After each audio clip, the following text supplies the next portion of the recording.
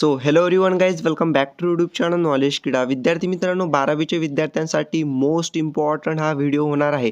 बघा, तुमच्याकडे आता फक्त आणि फक्त आजचा दिवस आहे. मी व्हिडिओ आजच टाकत आहे. तर आजचा व्हिडिओ तुमच्यासाठी इम्पॉर्टंट आहे, कारण की एका दिवसामध्ये आता तुम्हाला मराठीची जे सुद्धा असेल ते प्रिपरेशन तुम्हाला करायची आहे. तर एका दिवसामध्ये या मराठीची प्रिपरेशन तुम्हाला कशी करायची आहे, कोणते क्वेश्चन कसे सॉल्व्ह करायचे आहेत, तुम्हाला प्रत्येक क्वेश्चन मी तुम्हाला सांगणार आहे. म्हणून अजिबातही टेन्शन घ्यायचं नाही आहे.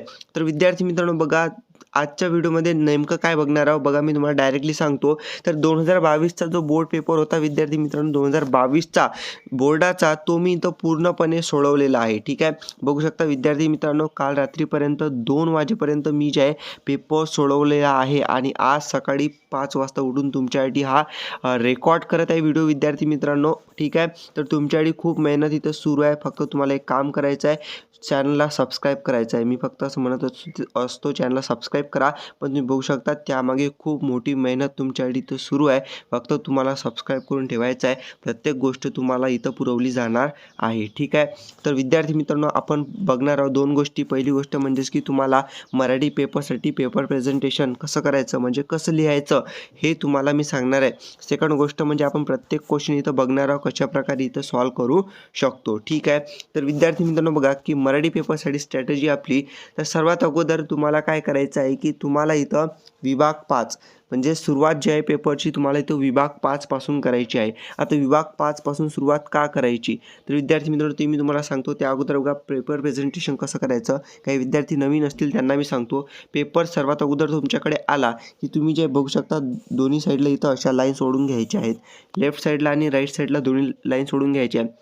लाईन्स राईट साईडला का ओढायची, कारण की राईट साईडला जर आपण लाईन ओढली आणि जेव्हा तुम्ही पुरवणी घेता, आता तुम्ही एक पेपर दिलेला आहे, तुम्हीच मला कॉमेंट करून सांगा, तुम्ही जे आहे तुम्हाला धागा इथं मिळतो पेपर बांधण्यासाठी, तो धागा जर तुम्ही पेपरला बांधला तर या साईडला जो राईट साईडला जर तुम्ही लाईन सोडली नाही तर काय होतं की तुम्ही ही इथं लिहिता तर या शेवटपर्यंत जात असते.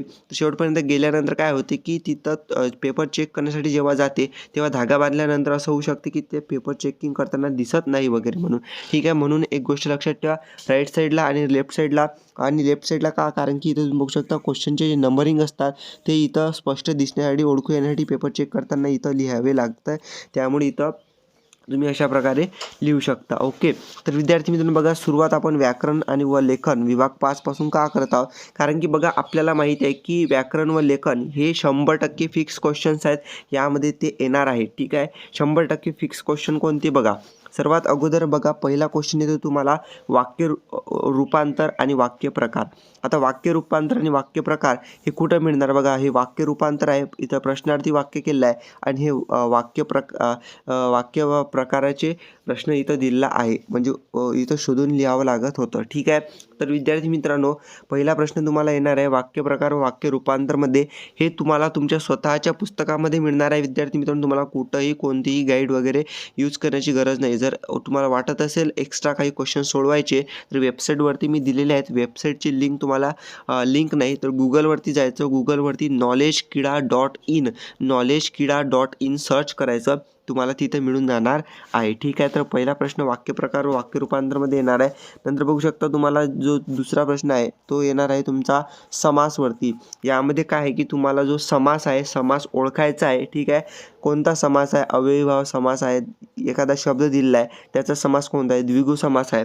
आता समासाचे सुद्धा वेगवेगळे प्रकार आहेत, ते सुद्धा तुम्हाला उदाहरणासहित तुम्हाला वेबसाईटवरती मिळणार आहेत माझ्या knowledgeKida.in किंवा तुमच्या पुस्तकामध्ये ते उपलब्ध आहेत. नंतर प्रश्न क्रमांक 3 येते ते म्हणजेच प्रयोगवरती. तर प्रयोगचे सुद्धा वेगवेगळे इथं प्रकार आहेत, तुम्ही बघू शकता. कर्तरी प्रयोग, नंतर इथं बघू शकता प्रयोगाचा उपयोग करून तुम्हाला इथं वाक्यामध्ये बदल, अशा प्रकारे प्रश्न येत असतात. ठीक आहे, 4 नंबरचा तुम्ही प्रश्न इथं बघू शकता. 4 नंबरचा प्रश्न तुम्हाला येतो तो म्हणजेच की इथं उपमान ओळखा हा प्रश्न तुम्हाला इथं येत असतो, बघू शकता. नंतर 5 नंबरचा इथं तुम्हाला प्रश्न येते तो म्हणजेच की वाक्प्रचार. आता वाक्प्रचार जे आहे तुम्हाला इथं वाक्प्रचाराचा म्हणजे एखादा शब्द दिला जातो त्याचा वाक्यात उपयोग सुद्धा करायला सांगतात. ठीक आहे. बघू शकता विसर्ग या शब्दाचा वाक्यात उपयोग करायला सुद्धा सांगितलेला आहे. तर असे टोटल तुम्हाला 10 मार्कसाठी हा तुम्हाला या विभागामधला व्याकरणाचा भाग राहणार आहे. ठीक आहे. आता बघू शकता मी काय केलं, पेपर प्रेझेंटेशन करताना एवढी जागा इथं उरलेली आहे. तर इथं पुढचा प्रश्न काय आहे, निबंधाचा, म्हणजे मोठा प्रश्न आहे. म्हणून मी काय केलं इथं, की निबंधाचा जो प्रश्न आहे तो लिहिण्यासाठी वेगळं पेजवरती इथं घेतलेला आहे.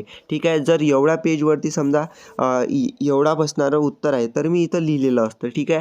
पण इथं काय झालं, की निबंध आहे म्हणून सुरुवात चांगली करावी म्हणून मी इथं काय केलं, की दुसऱ्या पेजवरती इथं निबंध लिहिलेला आहे. ठीक आहे. उत्तर आ मधला आ प्रश्न आहे हा, आणि निबंध तुम्हाला येणार आहे टोटल 10 मार्क्ससाठी. ठीक आहे. म्हणून मी तुम्हाला सांगत आहे, अगोदर जर तुम्ही निबंध नंतर व्याकरण लिहिलं, व्याकरण 10 मार्कांनी, निबंध 20 पैकी तुम्हाला चांगले मार्क्स इथं मिळू शकतात. ठीक आहे. तर निबंधाबद्दल बोलूया आपण. त्या अगोदर बघा मी नोट लिहून ठेवलेली आहे इथं. ठीक आहे. जेणेकरून तुम्हाला सांगावं लागणार, हॅशटॅग पेनाची टोकन इथं काढून ठेवावे. बघा मी हे का सांगत आहे, जेव्हा तुम्ही इथं पेन लिहिता त्याच्या मागून तुम्ही जे पेनाचं टोकन आहे ते लावत असता. आता हे टोकन काढून तुम्ही पेपर लिहावं लागते. ते का सांगत आहे, कारण की जेव्हा तुम्ही लिहिता, लिहिण्याची तुमची जी स्पीड असते, जेव्हा ते टोकन असते पेनाला ते, तेव्हा तुमची स्पीड इथं कमी असते. पण जेव्हा तुम्ही ते काढता, ठेवून देता, तर पेन तुमचा जो आहे त्याचं वेट कमी होते आणि त्यामुळे तुमची लिहिण्याची स्पीड जी आहे ते वाढत असते. हे प्रॅक्टिकली आहे आणि मी सुद्धा एक्सपिरियन्स केला आहे, म्हणून तुम्हाला हे सांगत आहे तुमची लिहिण्याची स्पीड वाढावी म्हणून. ठीक आहे. हे खूप इम्पॉर्टंट होतं जे की मी तुम्हाला सांगितलेलं आहे. ठीक आहे. नंतरचं आहे तुमचं आजच्या स्त्रीचे समाजातील स्थान. हा एक निबंध आहे. तुम्हाला टोटल 5 निबंध येतील प्रत्येक विषयावरती. 5 पैकी तुम्हाला कोणताही एक निबंध लिहायचा आहे. ठीक आहे. मी तुम्हाला अगोदरच्या व्हिडिओमध्ये सांगितलेलं आहे की वैचारिक निबंध हा खूप इझी वाटतो मला, म्हणून तो इथं लिहिणे सोपे असते विद्यार्थ्यांना, म्हणून त्यावरती तुम्ही विचार करू शकता की वैचारिक निबंध कसा लिहायचा. कारण की वैचारिक निबंध म्हणजेच काय, की आपले विचार त्यामध्ये मांडावे लागतात, म्हणून आपण मनाने जे सुद्धा आपले विचार असतील ते इथं लिहायचे आहे. ठीक आहे. म्हणून बघू शकता हा इथं निबंध आहे, आजच्या स्त्रीचे समाजाचे स्थान. आता 10 मार्क्ससाठी निबंध आहे, तर तुम्ही इथं बघू शकता कशाप्रकारे इथं निबंध जे आहे किती मोठा इथं आपल्याला लिहावा लागणार आहे. तुम्ही इथं बघू शकता जवळपास 2 पेज जरी लिहिला तर 10 मार्क्ससाठी लिहिला तरी चालणार आहे. ठीक आहे. आता बघू शकता इथं जागा इथं शिल्लक राहिलेली आहे आणि हा जो विभाग आहे तो संपलेला आहे. आता पुढचा विभाग नवीन पेजवरती कधीही सुरू करायचा आहे. सेक्शन्स असतील, विभाग असतील, नवीन पेजवरती नवीन इथं सुरू करावा लागणार आहे. तो विभाग 1. आता विभाग शेवटचा 5 नंबरचा झाल्यानंतर पेपरमध्ये लिहायचं तुम्ही विभाग 1. ठीक आहे. मी तुम्हाला का सांगत आहे, कारण की विभाग 5 आपल्याला माहीत आहे ठरलेले प्रश्न आहेत, ते तुम्हाला लिहावे लागणार आहे. जर तुम्ही ते अगोदर लिहिले, कॉन्फिडन्स तुमचा वाढणार. जर तुम्ही अभ्यास करून गेले तरच तो विभाग 5 लिहायचा. ठीक आहे. कारण की तो विभाग कठीणसुद्धा आहे आणि सोपासुद्धा आहे. ज्यांनी स्टडी केला त्याला सोपा आहे. समास वगैरे, उपमान, प्रयोग असे आले तुम्हाला प्रश्न तरच तुम्ही तो सोपा आहे म्हणून तिथून सुरुवात करायची. नाहीतर मराठीच्या पेपरसाठी मी तुम्हाला सांगतो की तुम्ही विभाग 1 पासून सुद्धा सुरुवात करू शकता. ठीक आहे. असं नाही आहे की विभाग 5 पासूनच केली पाहिजे, पण विभाग 1 पासून सुद्धा करू शकता. ठीक आहे. पण जर तुमचा विभाग 5चा अभ्यास झाला असेल तर तिथून तुम्ही नक्की करा. ठीक आहे. तर विद्यार्थी मित्रांनो बघा, विभाग 1 मध्ये कशा प्रकार प्रश्न असतात. विभाग 1 मध्ये कृती 1 पहिला तुम्हाला इथं प्रश्न असतो तो म्हणजे आकलनाचा. आता आकलनाचा म्हणजेच काय, की आकलन म्हणजे तुमचा जो तुम्हाला इथं पाठ असतो, तुमचा पाठमधला पॅराग्राफ तुम्हाला इथं दिला जाईल. त्या पॅराग्राफमधून तुम्हाला उतार्यामधून तुम्हाला इथं प्रश्न शोधून त्याचं उत्तर लिहावं लागणार आहे. ठीक आहे. हा तुम्हाला इथं बघू शकता प्रश्न आहे. आता हा प्रश्न मी इथं का लिहिला, कारण की इथं ऑप्शन होते की अशा प्रकारे ॲरो वगैरे दिले होते, म्हणून इथं प्रश्नसुद्धा लिहिला की दृकश्राव्य दालनातील कारगिल युद्धाच्या फिल्ममधील थरार म्हणजे. आता हे 2 ऑप्शन दिले होते, य आणि र. हे 2 ऑप्शन मी शोधून लिहिले त्या पॅराग्राफमधून. ठीक आहे. नंतर बघू शकता आकलनाचा प्रश्न 2 येतो, तो सुद्धा आकलन. आकलन म्हणजे काय, की तुम्हाला इथं पॅराग्राफ समजून घ्यायचा आहे. अगोदर पॅराग्राफ वाचायचा, 2 मिनिट तुमची शिल्लक गेली तरी चालेल, वाचायचा, तो समजून घ्यायचा, आकलन करून घ्यायचं, नंतर इथं उत्तर तुम्हाला सोडायचे आहेत. दुसरा सुद्धा आकलनाचा आहे, तो सुद्धा मी इथं सोडवलेला आहे. ठीक आहे. आणि 3 नंबरचा तो खूप महत्त्वाचा आहे, तो म्हणजेच की तुमचं स्वमत. ठीक आहे. 3 नंबरचा प्रश्न. आता स्वमत किती लिहायचं, काय लिहायचं बघा. स्वमतासाठी तुम्ही बघू शकता इथं तुम्ही एवढं तरी जरी लिहिलं तर तुमच्यासाठी चांगली गोष्ट आहे, आणि याच्यापेक्षा जास्त जर तुम्ही लिहू शकले तर तुम्ही इथं लिहू शकता. ठीक आहे. कारण की यामध्ये तुम्हाला टोटल 4 मार्कासाठी स्वमत तुमचं राहणार आहे. ठीक आहे. जास्त लिहिलं तुम्ही चांगलीच गोष्ट आहे, फक्त अर्थपूर्ण तिथं लिहायचं आहे. असं नाही आहे काही लिहून टाकायचं, पण जर तुम्हाला काहीच आलं नाही तर तुम्ही तर स्वमत अजिबातही रिकामा सोडायचा नाही प्रश्न. त्यामध्ये तुम्हाला काही ना काही लिहायचंच आहे. बघा कोणताही पेपर असो तुम्हाला काही ना काही लिहायचंच आहे, जर तुम्हाला मार्क्स पाहिजे असतील तर. प्रत्येक प्रश्नामध्ये काही ना काही तुम्ही थोडंफार लिहून ठेवायचंच, ठीक आहे. आणि जर मोठा प्रश्न असला म्हणजेच मोठ्या चांगल्या मार्कासाठी असला तर त्यामध्ये शिल्लक तुम्हाला लिहायचं आहे, ठीक आहे. तर हा बघू शकता स्वमताचा प्रश्न, सैनिकी जीवन व सामान्य नागरिकाचे जीवन हा या स्वमताचा हे होता, म्हणजे विषय होता, टॉपिक होता. त्यावरती मी इथं लिहिलेलं आहे, ठीक आहे. आणि विद्यार्थी मित्रांनो स्वमत जे आहे तुम्हाला जो तुमचा पॅराग्राफ येणार आहे उतारा त्या संबंधीच येणार आहे. आणि असं होऊ शकतं की स्वमत जे आहे तुम्हाला तुमच्या पॅराग्राफचा जो मेन भाग आहे त्यावरतीच तुम्हाला विचारलं जाणार. म्हणजे असं होऊ शकतं की स्वमत तुम्ही तुमच्या पॅराग्राफमधल्या ज्या ओळी आहेत त्या घेऊनच इथं लिहू शकता. पण काही कधी काय होते, म्हणजे इथं तुम्हाला दोन प्रश्न असतात स्वमतामध्ये. तुम्ही कोणताही या मराठी पेपरमध्ये एक स्वमतावरती लिहू शकता. 2 प्रश्न दिले जातात त्यापैकी कोणताही एक स्वमताचा सोडवावा लागतो, ठीक आहे. तर एक प्रश्न तुम्हाला बाहेरचा असतो की त्यामध्ये तुम्ही स्वतःचं मत तुम्हाला मांडायचं आहे, ठीक आहे. तर विद्यार्थी मित्रांनो अशा प्रकारे स्वमताचा हा प्रश्न असतो, ठीक आहे. नंतर तुम्ही बघू शकता प्रश्न क्रमांक आ. आता या प्रश्न क्रमांक आ मध्ये तुम्हाला पॅराग्राफच दिलेला असतो, पॅराग्राफ उतारा दिलेला असतो, पण तो तुमच्या पुस्तकामधला नसतो, तो बाहेरचा असतो. यामध्ये सुद्धा सेम विद्यार्थी मित्रांनो आकलन ह्या बघू शकता रिकाम्या जागा होते इथं, त्या शोधून ज्या आहेत इथं मी लिहिल्या पॅराग्राफमधून. नंतर पुढचा तिसरा प्रश्न तो म्हणजे सुद्धा स्वमत अभिव्यक्ती 4 मार्कासाठी विद्यार्थी मित्रांनो मी लिहिलेला आहे, ठीक आहे. तर अशा प्रकारे 2 पॅराग्राफ तुम्हाला येणार आहेत, ठीक आहे. नंतर विद्यार्थी मित्रांनो यामध्येच तुम्हाला इथं बघू शकता विद्यार्थी मित्रांनो ई प्रश्न. विद्यार्थी मित्रांनो एक बघा इथं तुमचा जो आ प्रश्न आहे मी तुम्हाला सांगितला पुस्तकामधून येणार नाही म्हणून, पण आ प्रश्न हा पुस्तकामधूनच येणार आहे, ठीक आहे. पॅराग्राफ तुमचा पुस्तकामधून येणार आहे. थोडी इथं मिस्टेक झाली, ठीक आहे. तुम्ही सुद्धा बघू शकता थोडी मिस्टेक झाली तेवढं चालतेच, ठीक आहे. नंतर ई प्रश्न जो आहे तुमचा ई प्रश्न तुमचा येत असतो तुमच्या पॅराग्राफमधून, तुमच्या पुस्तकामधून येत नाही, तर हा बाहेरचा पॅराग्राफ येतो, ठीक आहे. पहिले 2 जो पॅराग्राफ येतात उतारे येतात ते तुम्हाला तुमच्या पुस्तकामधून येतात. तिसरा पॅराग्राफ जो येतो तो तुमच्या बाहेरचा येतो. तिसऱ्या पॅराग्राफमध्ये बघू शकता तुम्हाला इथं 2 प्रश्न येतात, 1 आणि 2 2 मार्कासाठी. तर विद्यार्थी मित्रांनो यामध्ये तुम्हाला जे आहेत आकलनाचे प्रश्न असतात. स्वमत यामध्ये राहत नाही आहे, यामध्ये तुम्हाला आकलन यामध्ये प्रश्न असतात, ठीक आहे. म्हणून आकलन कृती जी आहे तुम्हाला पॅराग्राफ पूर्ण वाचायचा, समजून घ्यायचा, त्यानंतर हे तुम्ही जे इथं प्रश्न सोडवायचे, ठीक आहे. आणि पुढचा विभाग बघू शकता तुमच्यासाठी आहे विभाग नंबर 2, तो म्हणजेच पद्य. पद्य म्हणजेच काय तुमची कविता यामध्ये येणार आहे. बघा पद्य असो किंवा तुमचा पॅराग्राफ असो यामध्ये सर्वात महत्त्वाचं मी तुम्हाला आता सांगत आहे, हे गोष्ट लक्षात घ्या की जेव्हा तुम्हाला कविता येते, जेव्हा तुम्हाला एखादा पॅराग्राफ येतो तुमच्या पुस्तकामधून किंवा बाहेरचा सुद्धा आला, तर विद्यार्थी मित्रांनो त्याला अगोदर काय करायचं, पूर्ण वाचायचं. तर विद्यार्थी मित्रांनो त्याला पूर्ण वाचायचं म्हणजेच काय, फक्त वाचून चालणार नाही, त्याचा अर्थ तुम्ही स्वतः अगोदर समजून घ्यायचा. तुम्हाला 2 मिनिट शिल्लक लागले तरी चालतील, पण जर अर्थ तुम्ही समजून घेतला तर तुम्हाला जे उत्तर आहे ते एकदम फास्ट येणार आहेत. तुम्ही त्याचे लवकरात लवकर उत्तरं सोडवू शकता, तुमचं कुठंही कन्फ्युजन होणार नाही आहे. म्हणून पूर्ण वाचूनच त्याचा अर्थ समजूनच पॅराग्राफ घ्यायचा. आणि कवितेतसुद्धा सेम अशाच प्रकारे तुम्हाला करायचं आहे. म्हणजे जे सुद्धा पॅराग्राफ येतील कोणतंही असो, मग साहित्य प्रकारामध्ये सुद्धा आलं तरी त्याचं असंच करायचं तुम्हाला, ठीक आहे. तर बघा पद्यामध्ये म्हणजेच कवितेमध्ये काय येतं की कृती क्रमांक 2 मध्ये पहिला प्रश्न तुमचा येतो तो म्हणजेच की आकलन.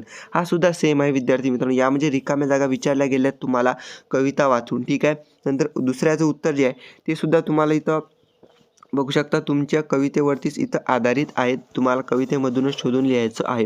आता तिसरा प्रश्न तुम्हाला येतो, तिसरा प्रश्न तुम्हाला इथं येतो तुमचा अभिव्यक्ती, म्हणजे स्वतःचं मतच तुम्हाला यामध्ये लिहावं लागणार आहे, ठीक आहे. आता यामध्ये कवितेमध्ये स्वमत कसं लिहायचं, अभिव्यक्ती कशी लिहायची. विद्यार्थी मित्रांनो जे सुद्धा तुम्हाला इथं दिलेला असतं, म्हणजे विषय जो सुद्धा तुम्हाला दिलेला आहे त्या विषयावरती काय करायचं की स्वतःचं इथं मत मांडायचं. किंवा काय करायचं, जे सुद्धा कवितेमध्ये जर याचा तुम्हाला प्रश्न दिला असेल की जो प्रश्न तुम्हाला दिला आहे तो कवितेशी निगडित आहे, म्हणजे कवितेशी संबंधित आहे विद्यार्थी मित्रांनो, तर तुम्ही इथं काय करायचं की कवितेशी संबंधित असेल तर त्यामधल्या ज्या ओळी आहेत त्या ओळी बघायच्या कोणत्या संबंधित आहे आणि त्याचा अर्थ लिहून पूर्ण इथं तुमचा अभिव्यक्ती तुम्हाला लिहायची आहे. हे प्रश्न तुम्हाला तिसऱ्यामध्ये उत्तर याचं लिहायचं आहे, ठीक आहे. त्यानंतर विद्यार्थी मित्रांनो सर्वात महत्त्वाचं मला असं वाटतं तो प्रश्न येतो, ठीक आहे. पुढचे प्रश्न आता आहेत जे की तुम्हाला सर्वात महत्त्वाचे मी इथं सांगत आहे, ठीक आहे. तर बघू शकता प्रश्न पद्यामधलं आ येतो, त्यामध्ये तुम्हाला कवितेच्या ओळीचा अर्थ लिहायचा असतो. आता कवितेच्या ओळीचा म्हणजेच काय की तुम्हाला या वेगळ्या म्हणजे ही पहिली कविता असते ती वेगळी असते, नंतर मध्ये जे कवितेच्या ओळी येतात त्या वेगळ्या असतात. ठीक आहे, त्या तुम्हाला दिलेल्या असतात तिथं, त्याचा अर्थ तुम्हाला तिथं लिहायचा असतो. विद्यार्थी मित्रांनो, ह्या अर्थ तुम्हाला तिथं लिहायचा असतो. आता अर्थ कसा लिहायचा, तर तुमची जे प्रत्येक ओळ आहे तिथं म्हणजे कवितेची प्रत्येक ओळ दिलेली आहे त्यामुळे त्याला अर्थ तुम्हाला लिहायचा आहे. पण सर्वात महत्त्वाचं म्हणजे की आता तिथं अर्थ लिहायचा आहे, पण त्याचा अभ्यास आम्ही आता कसा करू. तर विद्यार्थी मित्रांनो बघा, हा जो एक दिवस तुमच्याकडे आहे, मी कालच्या व्हिडिओमध्ये सुद्धा सांगितलेलं आहे, जर विद्यार्थ्यांनी ऐकलं असेल तर ते नक्की फॉलो इथं करत असतील. ठीक आहे, तर तुम्हाला काय करायचं की तुम्हाला माहिती आहे तुम्हाला टोटल 6 कविता आहेत, तर टोटल ज्या 6 कविता आहेत त्या 6 कवितेपैकी तुम्हाला 6च्या 6ही कविता करून जायच्या आहेत. कारण की बघू शकतात ज्या 3 कविता तुम्हाला येतात तुमच्या प्रश्नपत्रिकेमध्ये त्या 3ही कविता तुमच्या पुस्तकामधल्या येतात. म्हणजे 6 पैकी 3 कविता आपल्याला माहीत आहे ठरलेल्या आहेत, म्हणून प्रत्येक कवितेचा अर्थ, ते प्रत्येक लाईनचा अर्थ काय होतो नेमका हे तुम्हाला इथं समजून प्रॅक्टिस करायची आहे आजच्या आजच. विद्यार्थी मित्रांनो, जर तुम्ही हे केलं तर तुम्हाला इथं नक्की फायदा होणार आहे प्रत्येक प्रश्नामध्ये कवितेच्या. कारण की टोटल बघू शकता तुम्हाला इथं पद्यामध्ये 3 कविता येणार आहेत आणि 3 कविता तुम्हाला खूप जास्त इथं मार्क्स देऊन जाणार आहेत. ही गोष्ट लक्षात ठेवा, ज्यांनी फॉलो केली विद्यार्थी मित्रांनो ते नक्की इथं चांगले मार्क्स घेऊ शकतात. तर कविता नक्की करून जायचे विद्यार्थी मित्रांनो, असं नाही आहे की हे IMP म्हणून हीच करून जायची, 6च्या 6ही कविता तुम्ही करून जायची आहेत. एक वेळ पॅराग्राफ तुम्ही राहू दिला चालते, कारण की पॅराग्राफ तुम्हाला इझी जाईल, पण कविता जर तुम्ही करून गेले त्याचा अर्थ लिहिणे वगैरे प्रॅक्टिस करून गेले तर तुम्हाला नक्की चांगले मार्क मिळतील, हे मी इथं गॅरंटी घेऊ शकतो. ठीक आहे, तर विद्यार्थी मित्रांनो बघू शकता अर्थ तुम्हाला या कवितेच्या ओळीचा दिलेला आहे, त्याचा तुम्हाला लिहावा लागणार आहे. ठीक आहे, नंतर विद्यार्थी मित्रांनो सर्वात महत्त्वाचा ई प्रश्न येतो. आता ई प्रश्नामध्ये तुम्हाला 2 ऑप्शन बघायला मिळतात. बऱ्याच विद्यार्थ्यांना हा प्रश्न इथं कठीण म्हणजेच काय की त्यांना विद्यार्थी म्हणत होते की दादा आम्हाला हा सांग. आता यामध्ये कसे प्रश्न येतात, तर यामध्ये तुम्हाला 2 प्रकारचे प्रश्न येतात. म्हणजेच की रसग्रहण. ठीक आहे, रसग्रहण आणि काव्य सौंदर्य.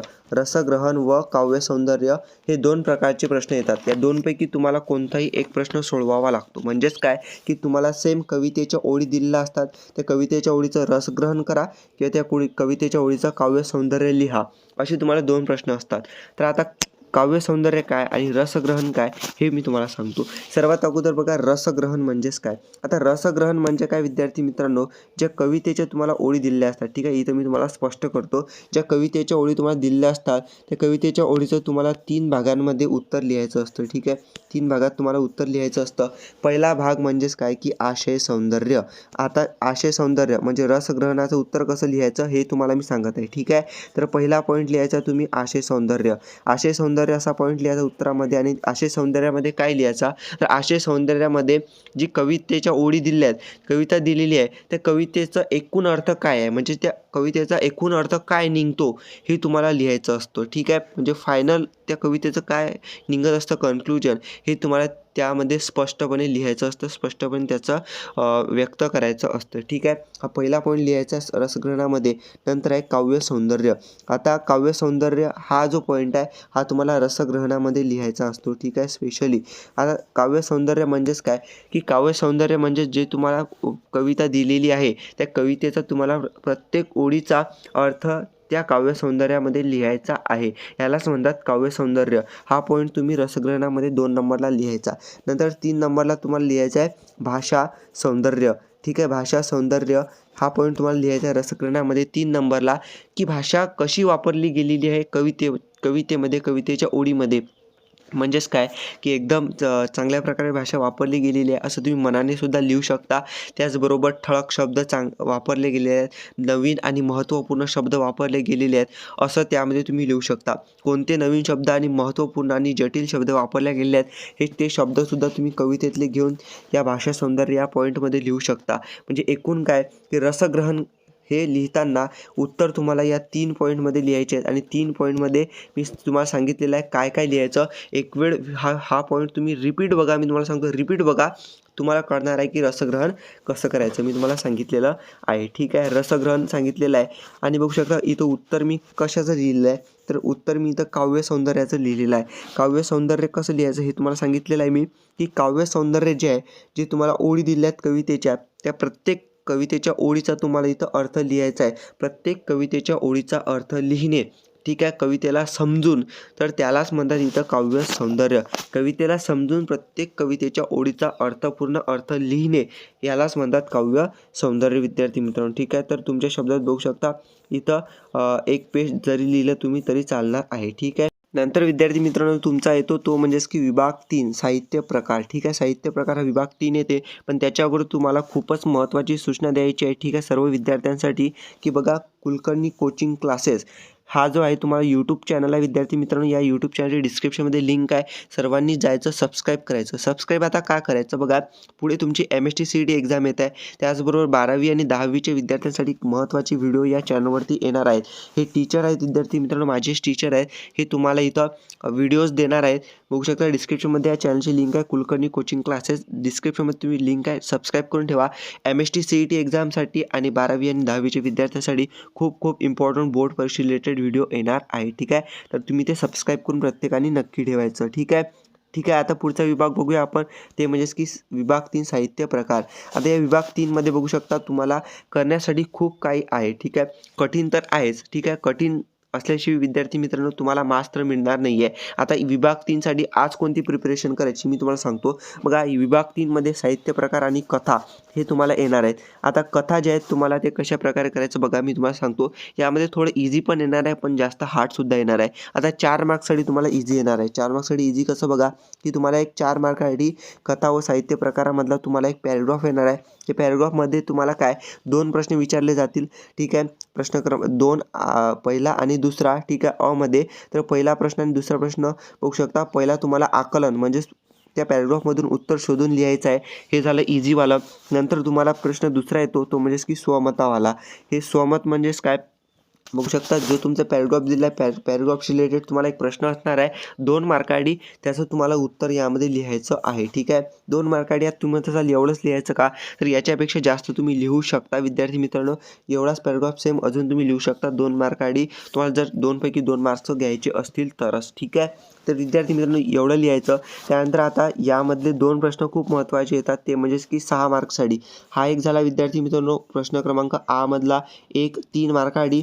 नंतर प्रश्न क्रमांक आ मधला दुसरा उत्तर ते म्हणजेच की 3 मार्कासाठी, म्हणजे 3+3 6 मार्क तुम्हाला कथा व साहित्य प्रकारमधले आहेत. आता यामध्ये काय करायचं, तर विद्यार्थी मित्रांनो यामध्ये कसं आहे की जे तुम्हाला कथा दिलेल्या आहेत, साहित्य प्रकार दिलेले आहेत तुमच्या पुस्तकामध्ये, ते तुम्हाला वाचायचेच आहेत. आता मी तुम्हाला सजेस्ट काय करेल बघा, की जर तुमची बाकीची प्रिपरेशन झाली असेल, म्हणजेच तुम्ही जे आहे प्रिपरेशन म्हणजे कवितेचे अर्थपूर्ण प्रॅक्टिस केलेले असतील, अर्थ लिहून काढणे, काव्यसौंदर्य, रसग्रहण हे जर तुम्ही केलं असेल, नंतर व्याकरण व लेखन हे तुम्ही संपूर्ण प्रॅक्टिस केलं असेल, तर जे आहे तुम्ही इथं कथा व साहित्य प्रकार करा. नाहीतर तुम्ही याला आतापर्यंत नाही केलं चालते. जर तुमच्याकडे वेळ असेल तरच तुम्हाला करायचं आहे. आणि असे विद्यार्थी की ज्यांनी पूर्ण बाकीचा टॉपिक केलेले आहेत, फक्त तुमचं कथा व साहित्य प्रकार वगैरे राहिलेला आहे, तर तुम्ही हे करू शकता, कारण की यामध्ये तुम्हाला भरपूर मार्क मिळू शकतात. 3+3 6 मार्क आहेत विद्यार्थी मित्रांनो यामध्ये कथा व साहित्यामध्ये. तर हे चांगले मार्क तुम्ही घेऊ शकता, तुमचा मार्क्स इथं मराठीमध्ये वाढवू शकता. ठीक आहे, तर विद्यार्थी मित्रांनो हे तुम्हाला अशा प्रकारे साहित्य प्रकार तुमचं आहे पुस्तकामध्ये, ते नीट वाचून समजून घ्यायचं आहे. कारण की 6 मार्कासाठी तुम्हाला पॅराग्राफ वगैरे काही येणार नाही, डायरेक्टली प्रश्न येणार. 4 प्रश्न येणार, 4 पैकी तुम्हाला कोणते 2 सोडवायचे आहेत. 2 सोडून तुम्हाला 2-2 3-3 6 मार्क असे तुम्हाला मिळणार आहे. ठीक आहे, आणि 3 मार्कासाठी तुम्ही भरपूर लिहू शकता विद्यार्थी मित्रांनो. बघू शकता याच्याहीपेक्षा शिल्लक इथं लिहू शकता. ठीक आहे, तर हा झाला विद्यार्थी मित्रांनो विभाग 3 तुमच्यासाठी साहित्य आणि कथा. पुढचा विभाग येतो तो म्हणजेच विद्यार्थी मित्रांनो विभाग 4 उपयोजित मराठी. तर विद्यार्थी मित्रांनो या विभागामध्ये आता काय करायचं दादा, कारण की यामध्ये बघू शकता तुम्हाला जे आहे मार्कसुद्धा भरपूर आहेत. ठीक आहे, आणि ते तुम्हाला कशा प्रकारे घ्यायचे आहेत ते मी तुम्हाला सांगतो. बघा विभाग 4 मी तुम्हाला ॲक्च्युअलमध्ये दाखवतो. बघू शकता विभाग 4 उपयोजित मराठी हा बोर्डाचा पेपर आहे. 4 मार्क्ससाठी तुम्हाला बघू शकता 4 प्रश्न येतात, 4 पैकी कोणते 2 तुम्हाला सोडवायचे असतात. आणि बघू शकता हे तुम्हाला 10 मार्कसाठी पुढचे 2 प्रश्न तुम्हाला सोडवायचे असतात. म्हणजे हे जे 4 प्रश्न आहेत विद्यार्थी मित्रांनो बघू शकता हे 4 प्रश्न येतात, 4 पैकी कोणते तुम्हाला 2 सोडवायचे, हे 10 मार्क्ससाठी. म्हणजे बघू शकता टोटल तुम्हाला 14 मार्क्ससाठी उपयोजित मराठी हा विभाग आहे. आता 14 मार्क्ससाठी आहे म्हणजे महत्त्वाचा असणारच, पण जेवढा तुम्हाला मार्क्स आहेत तेवढे इथं तुम्हाला कठीणसुद्धा आहे. कठीण कसं, यामध्ये बघू शकता कोणताही पॅराग्राफ तुम्हाला दिला जाणार नाही आहे. पॅराग्राफ तुम्हाला मिळणार नाही आहे विद्यार्थी मित्रांनो. मग आता याची प्रिपरेशन कशी करायची, मी तुम्हाला एक सजेशन इथं देतो की तुम्ही बघा, तुमच्या पुस्तकामध्ये तुम्हाला सर्व उपयोजित मराठी दिलेलं आहे. तुमच्या पुस्तकामधूनच सर्व येणार आहे. बघू शकता तुमच्या पुस्तकामधून जर तुम्ही सर्व हे वाचलं तर तुम्हाला हे प्रश्न इझी जाणार आहेत. पण माझं सजेशन बघा, हे 14 मार्क आहेत ठीक आहे, पण तुमचं बाकीचे टॉपिक्स झाले नाहीत आणि जर तुम्ही 14 मार्क्स म्हटलंय की आम्हाला हे पाहिजेत आणि तुम्ही सुरुवातीला हेच करत बसले उपयोजित मराठी आणि बाकीच्या टॉपिकचं राहिलं, जसे की व्याकरण व लेखन आहे, नंतर पुढचे इथं पद्य आहे तुमचं, म्हणजेच कवितेचा अर्थ लिहिणे, रसग्रहण, काव्यसौंदर्य याची तुम्ही प्रॅक्टिस करायची राहिलेली आहे. आणि तुम्ही जर म्हटलं की इथं मी उपयोजित मराठीची प्रॅक्टिस करतो की 14 मार्क्ससाठी आहे, तर हे चुकीचं आहे विद्यार्थी मित्रांनो. अगोदर तुम्ही त्याची प्रॅक्टिस करा आणि इथं मी तुम्हाला सजेस्ट करेल, जर तुमची त्याची प्रॅक्टिस झाली असेल बाकीच्या टॉपिकची, तर तुम्ही तो उपयोजित मराठी इथं करू शकता. आणि काही विद्यार्थी असे आहेत की सर्व इथं तयारी झालेली आहे, उपयोजित मराठीसुद्धा इथं थोडीफार तयारी झाली आहे, तर मी तुम्हाला सांगेल की उपयोजित मराठी थोडीफार तयारी झाली असेल तर याची तुम्ही अजून तयारी करा. याची तुम्ही जे प्रश्न आहेत ते प्रॅक्टिस करा. जे तुम्हाला पुस्तक आहे, पुस्तकामागे याचे प्रश्न दिलेले आहेत ते तुम्ही इथं सॉल्व करा. सॉल्व करून बघा, कारण की बघू शकता इथं हे पहिले 2 प्रश्न 2-2 मार्क्ससाठी आहेत आणि दुसरे प्रश्न जे आहेत 4 प्रश्न 5-5 मार्क्ससाठी आहेत. कोणते 2 सोडवायचे आहेत 10 मार्कासाठी तुम्हाला असणार आहे ठीक आहे. म्हणून खूप महत्त्वाचे आहेत, अशी तुम्हाला इथं सॉल्व करायचे आहेत. बघू शकता मी इथं सॉल्व करून तुम्हाला दाखवलेले आहेत. पहिले 2 प्रश्न 2-2 मार्क्ससाठी आहेत हे ठीक आहे. बघू शकता पहिले 2 प्रश्न हे 2-2 मार्क्ससाठी, नंतरचे प्रश्न बघू शकता हे टोटल तुम्हाला इथं 5 मार्क देऊन जाणार आहे ठीक आहे. पहिल्याचं उत्तर तुम्ही बघू शकता हे 5 मार्क तुम्हाला इथं 5-5 मार्क इथं देऊन जाणार आहे ठीक आहे. तर विद्यार्थी मित्रांनो, हे झालं उपयोजित मराठी. म्हणजे एकूण काय आपण आता 5ही विभाग बघितलेले आहेत. मी तुम्हाला सजेस्ट करेन मराठीच्या पेपरसाठी तुम्ही सुरुवात कुठूनही करा विद्यार्थी मित्रांनो. कुठूनही म्हणजेच काय, अगोदर मी तुम्हाला सांगितलं व्याकरण व लेखनापासून करा. तर व्याकरण व लेखन म्हणजेच का सांगितलं, जर तुमची त्याची तयारी झाली असेल तरच करा, नाहीतर तुमचा पहिला विभाग आहे, पहिल्या विभागापासून तुम्ही इथं सुरुवात करू शकता. मी तुम्हाला अगोदरसुद्धा सांगितलेलं आहे. तर विद्यार्थी मित्रांनो, पेपर प्रेझेंटेशन कसं करायचं, काय करायचं, पेपर कसा लिहायचा, प्रत्येक प्रश्नासाठी उत्तर कसं लिहायचं, हे तुम्हाला मी डिटेलमध्ये सांगितलेलं आहे. तुमचं आता एक काम आहे, हा व्हिडिओ जेवढा होत असेल तेवढा शेअर करा. आजच्या आजच एकच दिवस आहे तुमच्याकडे आणि तुमच्याकडे एवढी मेहनत सुरू आहे विद्यार्थी मित्रांनो, तर सबस्क्राईब करून इथं तुम्हाला नक्की ठेवायचं आहे ठीक आहे. सबस्क्राईब करून नक्की ठेवा. पुढच्या विषयासाठी व्हिडिओ तुम्हाला मिळणारच आहे ठीक आहे. Thank you for watching the video. Stay connected. Thank you.